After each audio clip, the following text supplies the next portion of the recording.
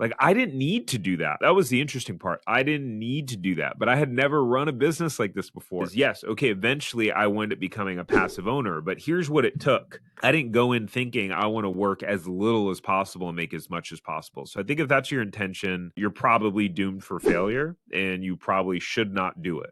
All right, so can you make passive income owning franchises? And if so, how do you do it? Now, given that I have been a multi-unit franchise owner with one location 2,500 miles away, literally on the opposite side of the country, and then eventually owning another one that was about 150, it was about 200 miles away, I have a really strong opinion on this. There's a lot of misinformation out there on if you can make passive income owning franchises. I'm going to break it down in this video. I'm going to really reveal things that people aren't telling you and really the truth, which you need to know. So let's get into it. Welcome to the Franchise Empire Show. They say Rome wasn't built in a day, and building your empire doesn't happen overnight. My name is Tarek Johnson, and owning franchises is what helped me go from employee to employer and start building my empire for my family. So this podcast is for you, the empire builders. For those of you who want to build something that stands the test of time. This is for those of you who are crazy enough to believe that you can make the dream in your head come to life. This podcast is all about bringing you real people who are building real empires so you can get inside their mind and heart and get proven strategies and actionable insights that will catapult you to build, grow, and scale your empire. Okay, so let's dive into this passive income thing. So my very first franchise, we owned a store that wound up being 2,500 miles away, as I mentioned, and owned it like that for over 2 years. And in that 2 years, I only physically went to the store 3 times. I think one of those times was when I sold it. So the answer to if you can own a franchise as a passive income is sort of.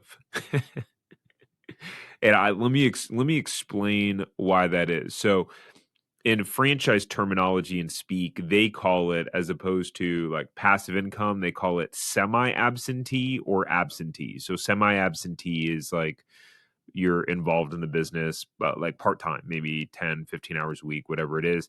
Absentee is pretty much you are not involved at all in the day-to-day of the business at all. You pretty much got someone running it, and it's running on autopilot overall. That was pretty much where we got to with the California store. We got to the point where I was pretty much absentee. My store manager was running it, and all I did was do a 1-hour check-in call with him weekly. Outside of that, we didn't really connect unless something was going wrong, really, or unless he had a question about something or had to fire someone or something like that. So let's rewind for a second and because what's important is how did we get there? Because most people think, oh, let me open up a business, let me open up a franchise that can own it passive and still, whatever, work my job, all those different things.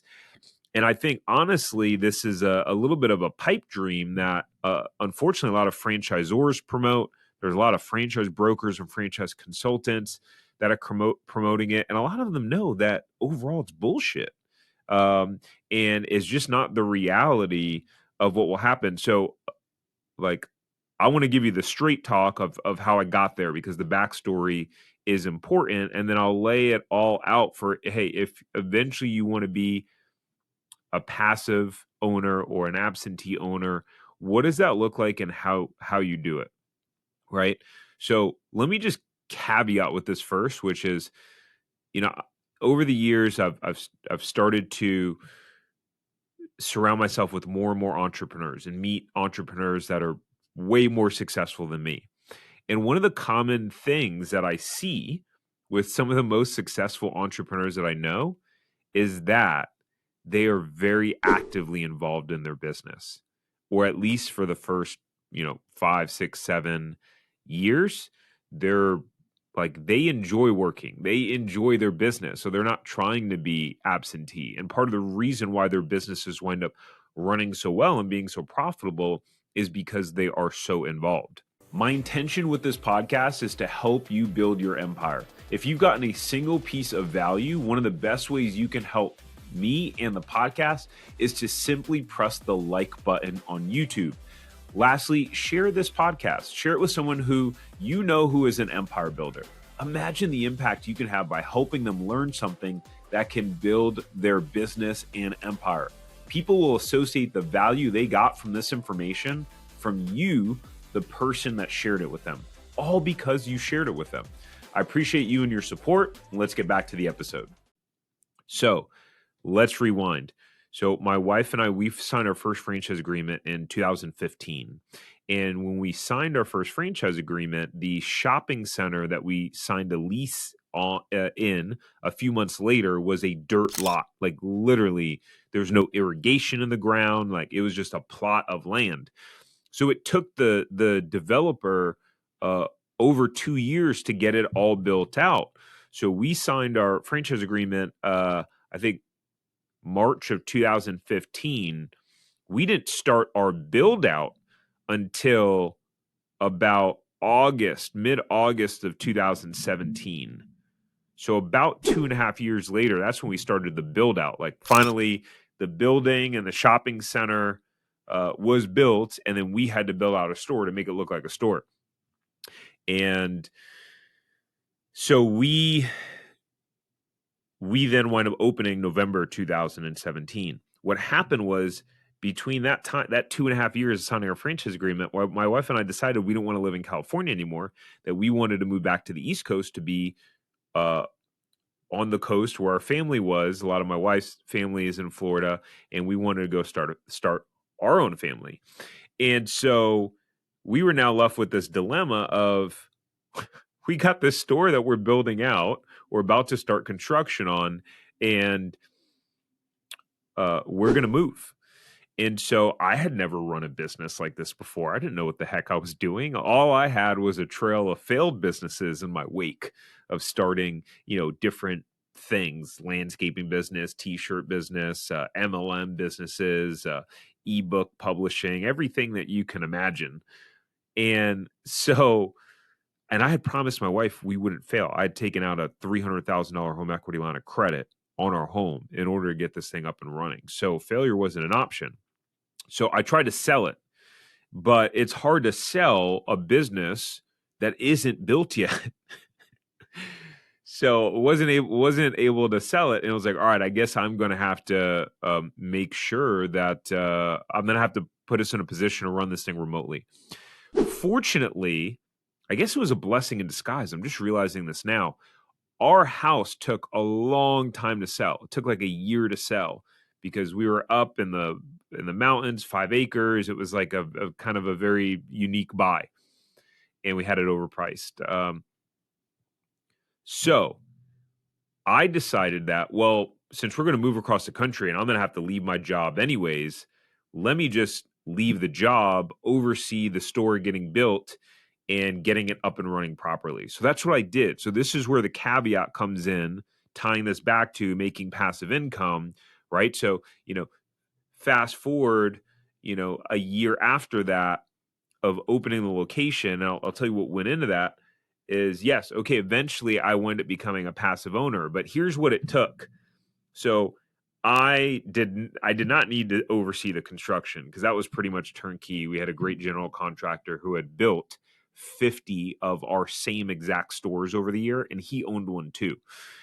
So that I didn't really need to build out, but I was full-time ready to rock and roll overseeing the business as we went and got open. So I personally hired all of the staff in the beginning. I personally interviewed all of them. I personally reviewed all of the resumes. In that first couple weeks, the first week of being in the store, I was in there from open to close. So we were opening at 7 a.m., closing at, I think, 8 p.m. And so I was there at, 6 a.m., leaving at 9 p.m. So what is that? 12, like 13, 15-hour days. That was the first week, right? Like I was there all the time. And here's the thing, for folks that are experienced operators, Like, I didn't need to do that. That was the interesting part. I didn't need to do that, but I had never run a business like this before. I had never hired a manager. I'd never been in the food business. So I really didn't know exactly what I was doing, but this helped me to learn the business. So then when I'm managing it from across the country later on, I know how things are supposed to go, right? And so eventually some of the shift leaders that I hired promoted one to manager, promoted one assistant manager, and I would say within about a month or so, like I'd go play golf during the day. Like I wasn't there every hour, but I was very actively involved in the store. I was going to the store every day. Sometimes I would just sit in the back of the store and work just so my presence could be there. But I was on the staff in the operations, like white, as my mom would say, like white on rice. And so I was very OCD in type A about how I wanted the store run, how I wanted things handled. And so what happened was we were top 10 in the franchise system in mystery shops. We were top 10 in audits by the franchisor. And I believe there were only 4 stores in the whole system out of about 90 stores at the time that ranked in the top 10 for both of those categories. So operationally, we were in the top 5% of all run stores. Now, we weren't in the top yet in sales because you had stores that have been open 10 years, right? And we were open just, 6 months. But even that, just 6 months later, because of some of the things we had done in that store, the franchisor, and just because of how engaged I was, they asked me to be on the top franchisee panel at our annual conference, which is crazy. I hadn't known the store more than 6 months, so that was pretty cool. And so about 8, 9 months later, we moved to Florida, and that's when that began running the store semi-absentee. And so I slowly gave my manager more and more responsibilities and duties. Like, um, in the beginning, he didn't do payroll. I still did payroll, right? Like that was something I still oversaw. Eventually, he did payroll. He did all the hiring and firing. They would just have to send me the new employee onboarding paperwork. But like we had a system, we had a checklist, and but it took me being very active and involved in the store for that first, 8 months or so, and I don't know that if I would have done that, that I would have been able to run it passively. The other thing is some businesses are just probably not a passive type business. The food business is probably one of the simpler businesses to run from a passive perspective, right? And hey, I hope you're enjoying the podcast episode so far. One of the most consistent things that we hear from people that reach out to us is that buying a franchise feels really confusing. There's so many options out there. It's a scary decision. They don't know how to vet or do the due diligence or really narrow down on the right franchise for them, and then they really feel alone in the process. You might be the only one in your family who's ever pursued buying a franchise or being an entrepreneur, or maybe you've tried to start a side hustle before, or other businesses like me. Like before franchising, I was not able to crack the code on entrepreneurship. I'd like to invite you to reach out and work with us. We've helped many clients buy franchises, get them profitable, or buy resale businesses that are thriving. Talking about highly profitable resales, great value. We've allowed many of our clients to actually quit their job right away and replace their income immediately. So if you want to work with me and my team on finding or buying a franchise, doing due diligence, vetting it, or resale, then go ahead and go to tarzjohnson.com/consulting, and we're happy to see if we can help. All right, enjoy the rest of the episode. I think the problem that most people face is that what happens is right now is that you're thinking, I want to own a franchise passively, and the franchisor is selling you that dream, and it's a mismatch of expectations. Right? You see where I'm going with this?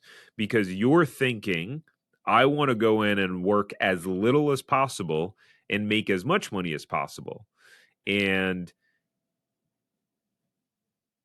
it's just probably not going to happen that way in the beginning. It takes time. It takes time. I say it takes about 3 years for a business to reach its maturity, right? And if you've never run a business before, if you've never hired a manager and a team and led them led them in that way, or oversaw the, you know, looking at KPIs and scorecards and, doing reviews. Like, if you don't have that under your belt, it's going to be really hard to run a business passively. And then if you don't have the experience of knowing what should happen in the business and how the different roles work overall, you don't know when things are going wrong. You don't know what mistakes to look for. You sort of don't know when things are going well. That's when people get in trouble, and they don't know what's happening in their business, right? And then someone leaves or gets fired, and all of a sudden they find this wake of a mess that's going on because they there was no oversight, there was no accountability, and you didn't know how to run the business overall, which is a huge problem. So going to our store, the intention was not to run it passively. That was not the intention. I was going to keep my job, yes, but I would be involved in the store. The store was 10 minutes from our house.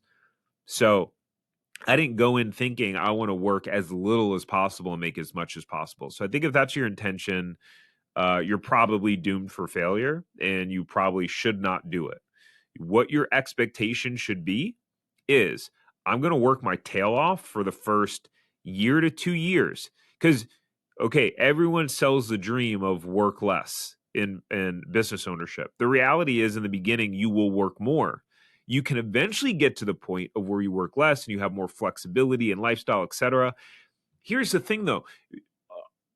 I Early on, I wanted to start a business because I want to make a lot of money. I want to have nice cars. It was like all this materialism, external driven things, being, 15, 20 years ago, right? Being an 18-year-old guy.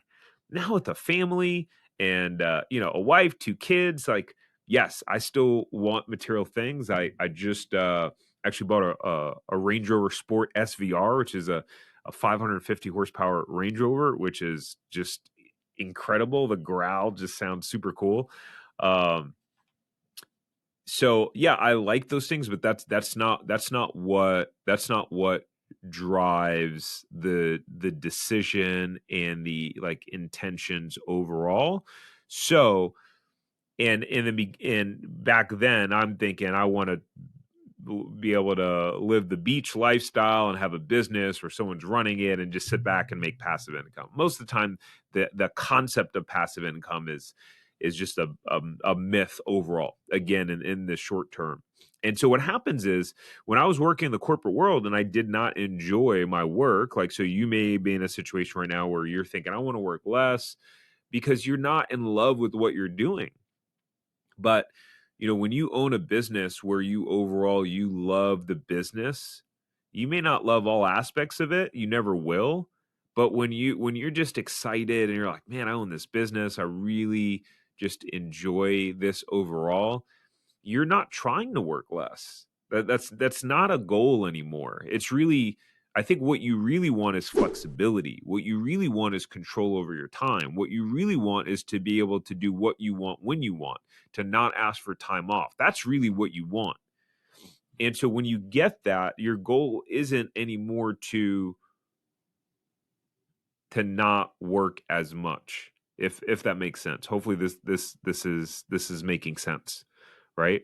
And so your mindset, going back to working your tail off, your mindset is, first 2 years, I'm going to work more, because especially if you're keeping your full-time job and starting and owning a franchise, uh, you're going to have your full-time job and you're going to be operating the business. So you're going to work more. And so what you want to do is go as hard as you can in that first 1 to 2 year to get things ramped up as quickly as possible. And then once you have a target in terms of when you can go full time in your business, maybe the target is not fully replacing your income. Maybe it's, okay, once I hit 60, 70% of my income replaced, then I can go full time.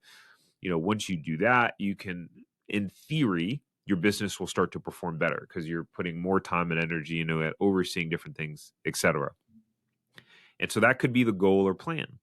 And so I think that's the best way to approach it overall, in order to go passive, right? So let's talk about what is needed in order to actually get to the point where you're running your business pretty much absentee is number one, the most important thing that you'll need is an operator or manager, right? There's a couple ways that you can do this. You could hire a manager, give them a profit share.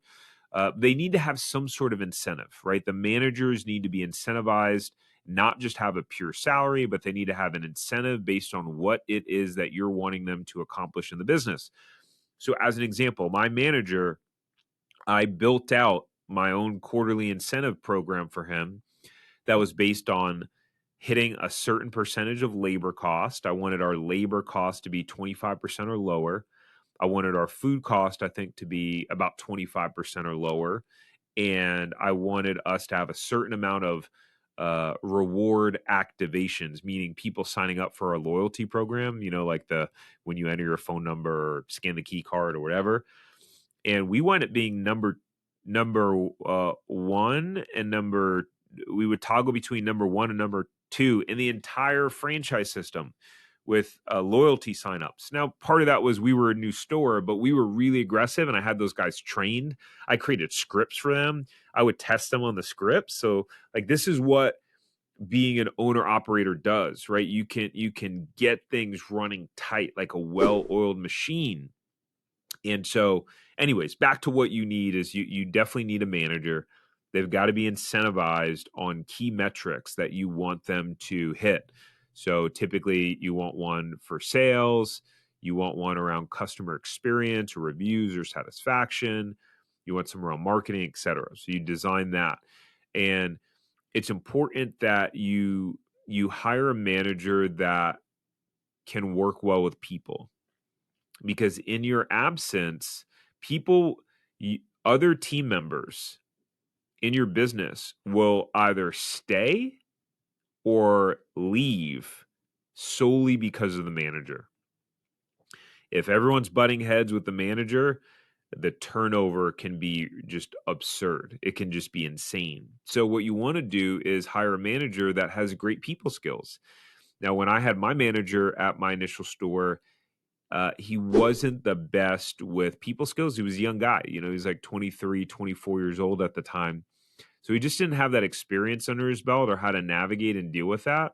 And so there was a little bit of a wake at times left behind with, some conflict that would happen. And so that was something that, I had to get involved with or deal with, or we'd have turnover, et cetera. But you're never going to get the perfect manager, right? So it's really about the overall pros and cons for the manager.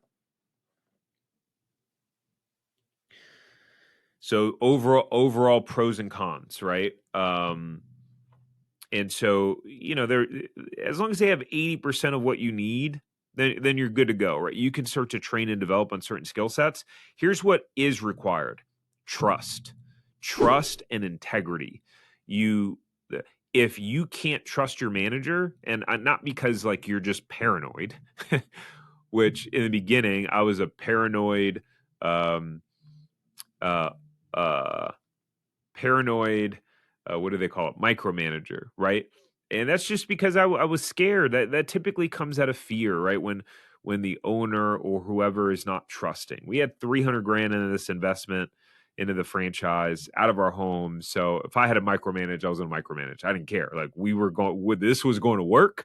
I didn't care what I had to do. So but as we got going, as I developed trust in my manager, different things like that, like we had all of our shift leaders had access to the safe, and they were equipped to make bank deposits and cash drops, right? So we got the night drop bags that are these secure plastic bags. They would go deposit at the bank, but we had checks and balances in place to review those things. They would have to do a cash log of all of our petty cash.